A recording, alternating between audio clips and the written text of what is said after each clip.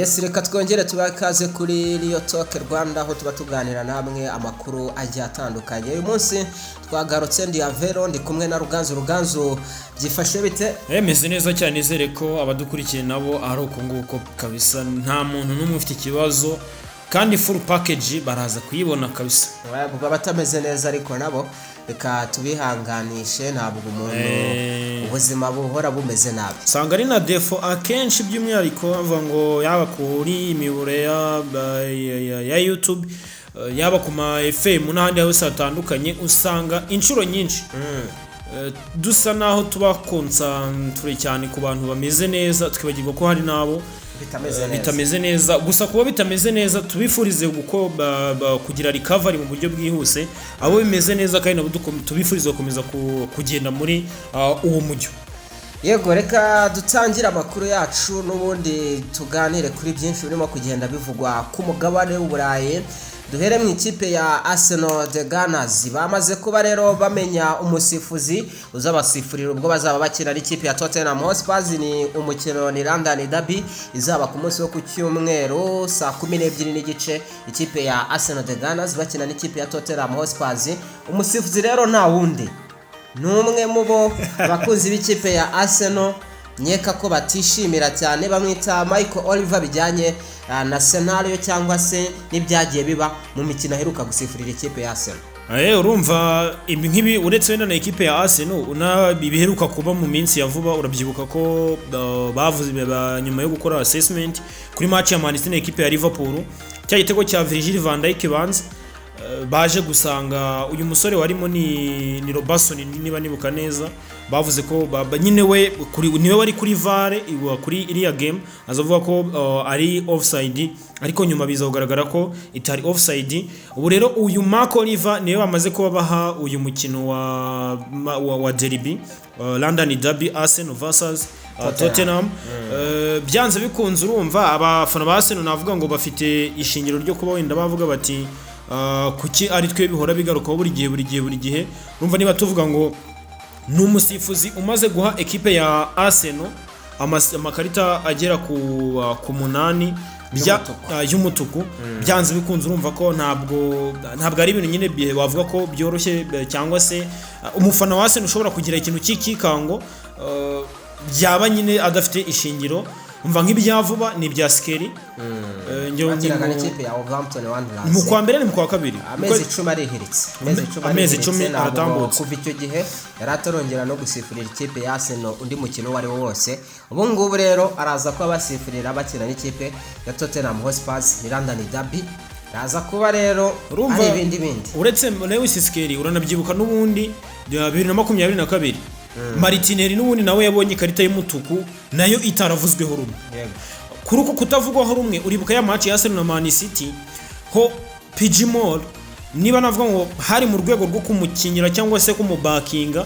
Uribuka witwa Kovacic yatakere Chamurundi, biza kurangira nawe adawe ikarita y'umutuku. PG Mall mu kumukorera icyo nisenge backup iravuga ngo yanze kuruwininga cyangwa se kwica match, ngo yanze nyine gutuma uburyohe bwa match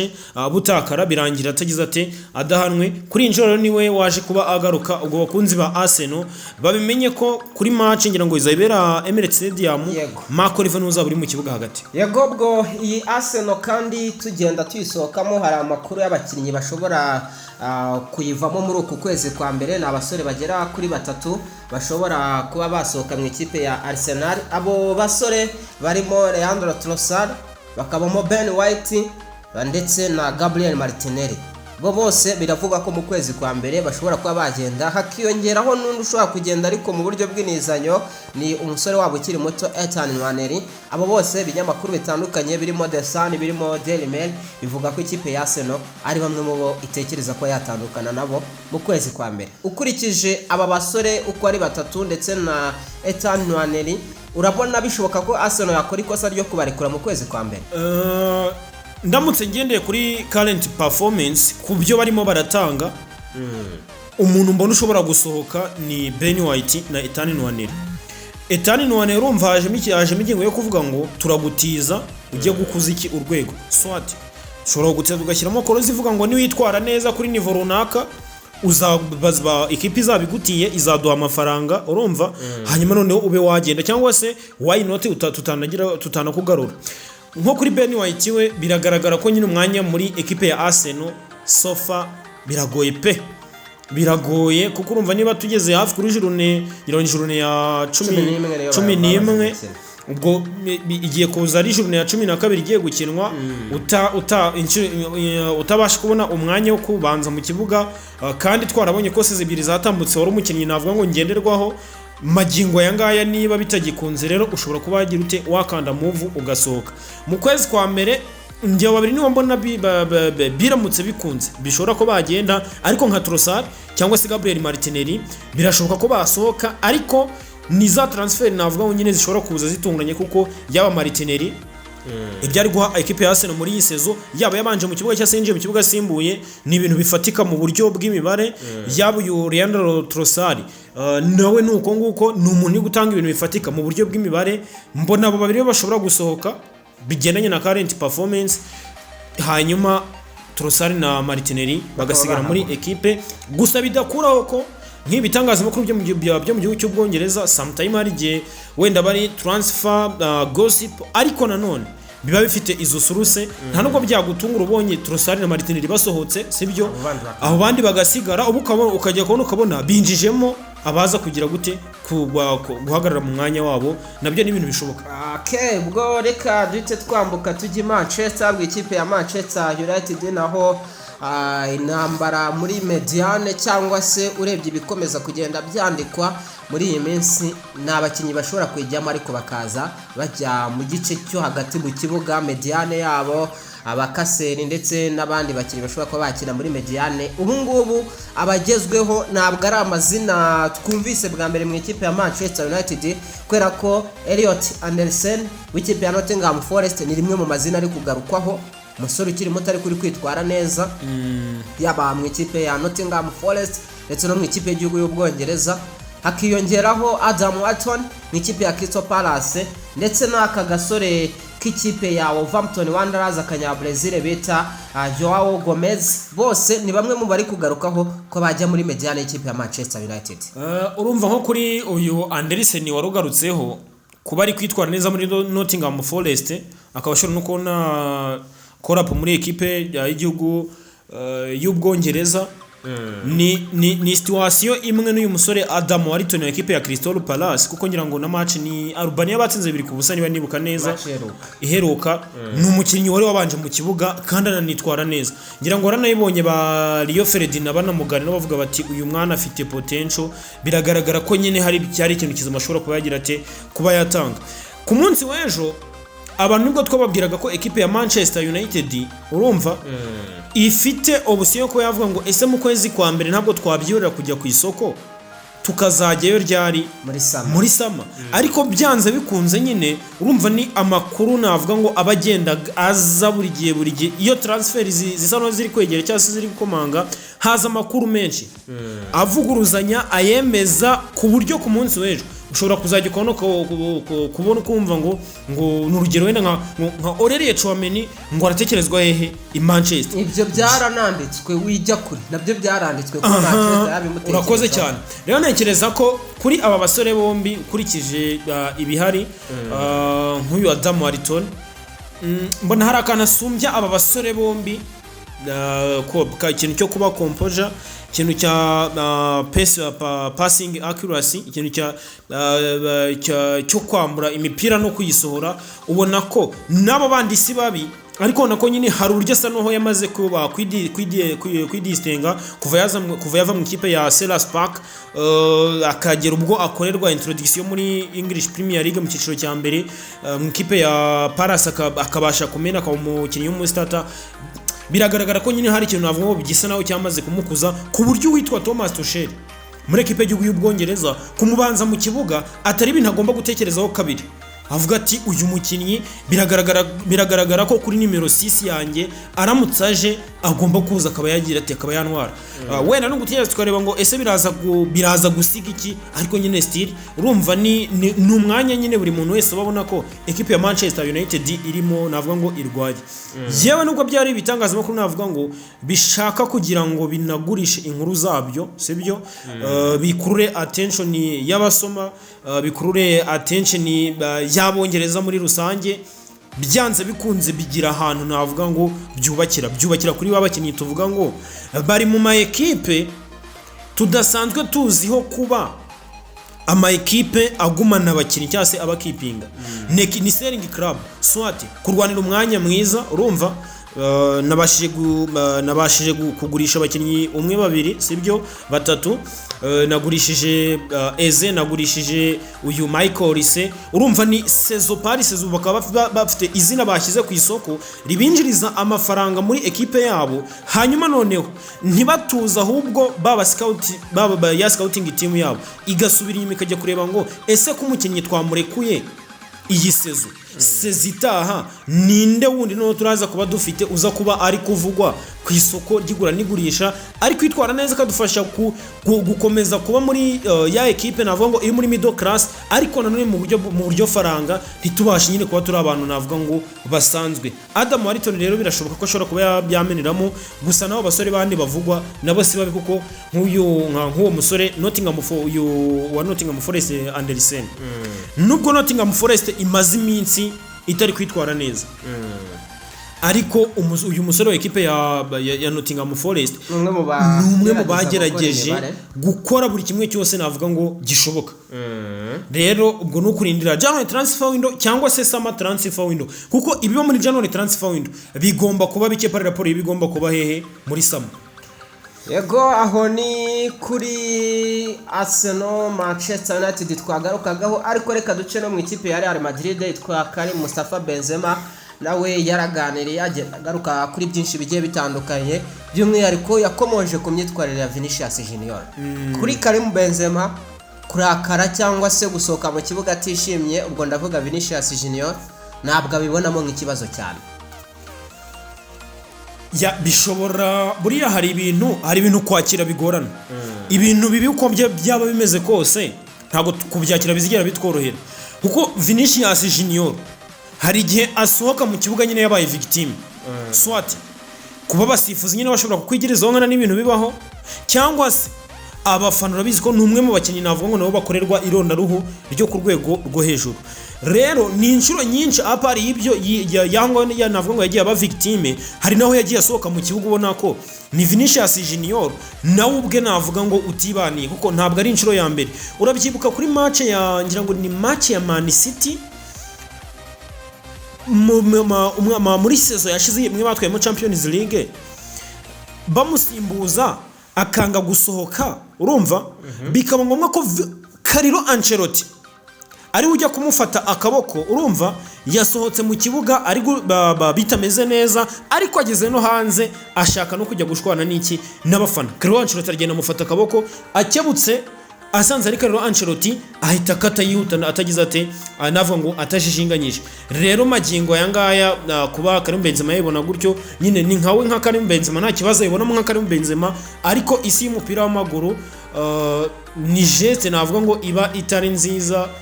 mu byukuri ku mukinnyi nka Vinicius Junior umupira arawuza ariko nyine ntabwo iri ari geste navuga ngo twese twahumugisha tukayikomera amashyi ikiza kiba kirimo nuko wenda aba ari umukinnyi navuga ngo ufite tara ufite ibyo byose ariko uwo Karim Benzema uvuga ibyo ngibyo byose turanabyibuka akina muri equipe ya Real Madrid yaba ari kumwe na Cristiano Ronaldo aba ba Gareth Bale cyangwa se na nyuma yaho twatangira avuga ngo Karim Benzema ni utwaye equipe ya Real Madrid hava mu mwe twashira yari yambaye armband ariko nta na rimwe twigeze tubona uwitwa Karim Benzema ajya kuburana ngo bamaye ikarita y'umutuku ikarita y'umuhondo ngo hakozwe ikosa ni umusifuzi n'arisifura nyine we ya making agashuwa ko abakinnyi be navuga ngo ayoboye nk'umukinnyi nka kapiteni mu kibuga bari muri condition de viso kwa ba producinga n'ugerageje kwa gusa n'uwagresa umusifuzi agasa nahagize ati akumiriye akavuga ati ibyo bintu byore ngiro nabyo kandi na interview igeze gukora avuga ati ese ko tujya tukubona utigeze utagiye guteza ubwega, aravuga ati iyo umusifuzi yahushye mu ifirimbi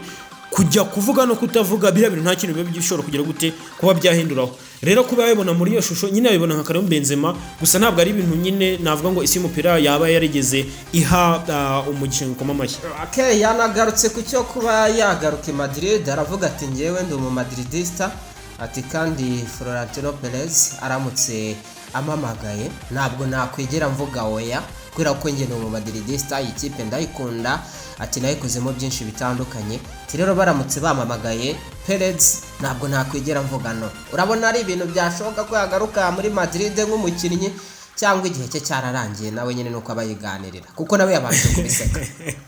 Aha, urakoze cyane, yabisetse kuko ntabwo ntekereza ko urabyibuka ajya kugenda bamaze gutwara ya Champions League niyo yamuhesheje Ballon d'Or. Equipe ya Real Madrid ntabwo yashaka kumurekura. Yego. Ubundi umuntu bari bazi ko azasohoka ni Modric, urumva? Ariko baza gutungurwa no gusanga uwitwa Karim Benzema bari bizeye ko ashobora kubongerera undi mwaka w'amasezerano bitagenze neza, urumva? Hahita habaho ikintu cyo kuvuga ngo niba Modric niba Karim Benzema agiye, let's keep Modric, sibyo? Urabyibuka ko aribwo twahise tutangira kubona noneho uwitwa Jozeru ashobora kuba yaba inyenyeri sezi imwe yo gushita yo kwitura hasi, indi sezi uwitwa Jozeru araza ahita abahesha UEFA Champions League. Nubwo wenda atari we watsinze ku mukino wa nyuma, ariko umukino batsinze mu ikipe ya Bayern Munich niyo wawukirinze. Bayern Munich muri kimwe cya kabiri. Yego, kuko kuri finale batsinze ikipe ya Borussia Dortmund. Nyine navuga ko niwe waje arawukiringa. Ibyo rero kuba Karim Benzema ataremeye nyine kugira kuba yahaguma, nawe urumva ko yabanje kubiseka. Icyo mbona gishoboka, ashobora kuzahagaruka nyuma mu bundi buryo kuko twarayibonye nk'uyu musore w'umudage Toni Kroos, ngira ngo ashobora kuba yaratangiye guhabwa inshingano nubwo zitari nyinshi mu bato wafite academy hari i Madrid aba mu bana. Urumva rero byanze bikunze undi nawe ashobora kutagaruka aje mu bana akagaruka mu zindi nshingano, ko inshingano aba ari nyinshi. Why not tutamubona yabaye n'umutoza ko nabyo ashobora kuba wenda yanabikora neza, ariko kuba yagaruka nk'umukinnyi nawe ntabwo bikunda. Nawe wenda niyo mpamvu avuga ati I don't know niba nzakomereza muri Saudi Arabia, sibyo? Cyangwa se nzagaruka ku mugabane w'Uburayi, atariko ahead mfite byibura desezo ndi mu kibuga nyina kandi nshobora kuba nagira byinshi cyane ntanga. Ati seze ebyiri ndi mu kibuga birashoboka cyane. Okay, undi yitwa Neymar Junior Santos da Silva. Ibya Neymar byifashe bite tekerezwa mu makipe atandukanye, ariko mbona byo ku mugabane w'Uburayi muri aya makipe tuvuga aremereye hatanira ibikombe bigoye ko nge Neymar aho bigeze mutekereza muri Arabia Saudite, mutekereza muri Major League Soccer kuba yajya muri ayo makipe nka Inter Miami n'andi makipe ari muri ayo mashampiyona. Gutekerezwa kwa Neymar mu gikombe cy'isi byo Carlo Ancelotti yagarutseho, wowe ubona ari umusore Neymar uyu munsi ugeze mu yiheta mu kijyanye na kariyeri ye? Ni Neymar Junior dos Santos sofa no muri ekipe ya Santos ntabwo bimeze neza, kuko iyi ekipe mu gihugu cya Brazil ni ama ekipe 20 hamanuka ama ekipe 4. Ubu ekipe ya Santos iri ku mwanya wa 16. Hari ikikango cyuko iyi ekipe nyine ishobora kuzisanga igizite imanutse, kandi nujya kureba witwa Karim Benzema Santos nyine yayigarutse. Neymar Karim Benzema byari bigenze bite nuko rero dusoje. Urumva birasa naho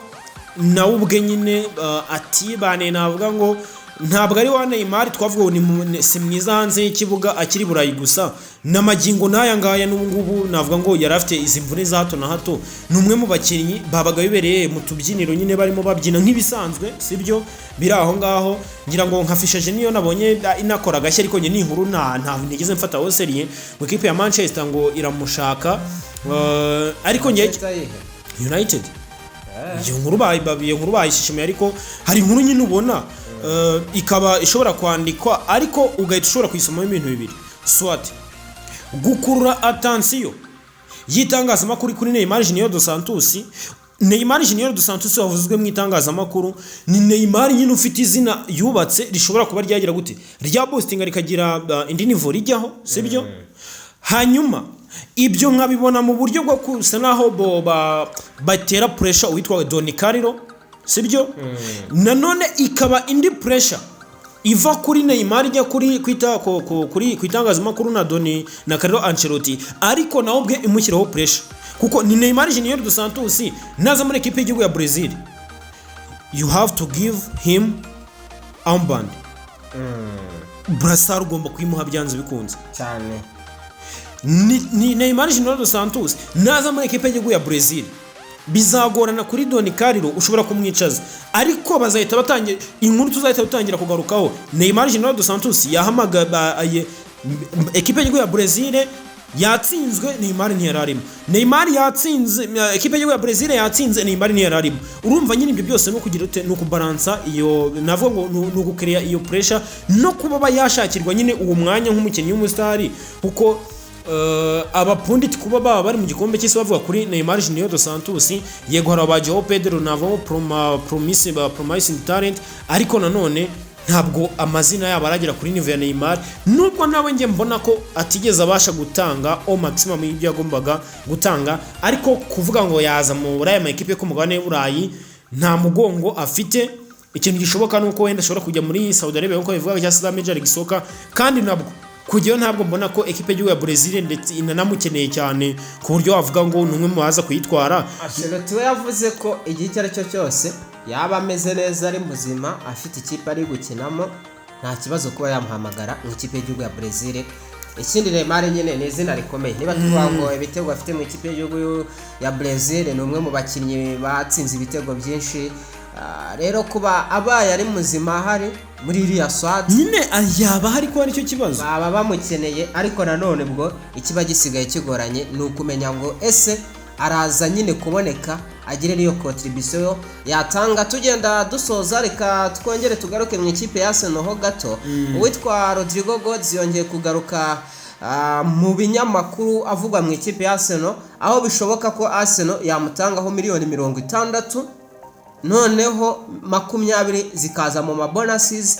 bigahwana na miliyoni 80 nka full iyi kipe ishobora kuba yamutangaho irashoboka ariko narigiye bibaza ngo ese ubundi aramutse aje bizamworohera guhita abona umwanya wo gukina nyine kuko urumva arashaka uruhande rucaho uyu musore ngira ngo uruhande arashaka uruhande rw'ibumoso sibyo keretse ikintu gishobora kuba cyakunda koko barekuye nkuko twabitangiriyeho Martinelli cyangwa Trossard urumva ariko urumva nyine ahanini cyane biraza kuri uyu musore Martinelli mu gihe yaramuka asohotse mbona ari umwe mashobora kuba baza bagatanga iyo challenge akaba yakwitwara neza ikindi hari igihe sinzi wenda niba bishoboka ko nubundi yaza muri uku kwezi kwa mbere ariko ubwo byose navuga ngo nukubiha igihe twareba ngo January transfer window yo iraza gusigira ubwo ikindi gihari nuko Mikel Arteta aratekereza gukinisha Kai Havertz kuri nimero 10 mu gihe yaba ashaka ko akorana na rutazamu Vittorio Claes ubwo ibyo byose rero nibyo kwicara tukareba mu minsi iri imbere reka nkushimire dushimire n'abantu bose twabanye asante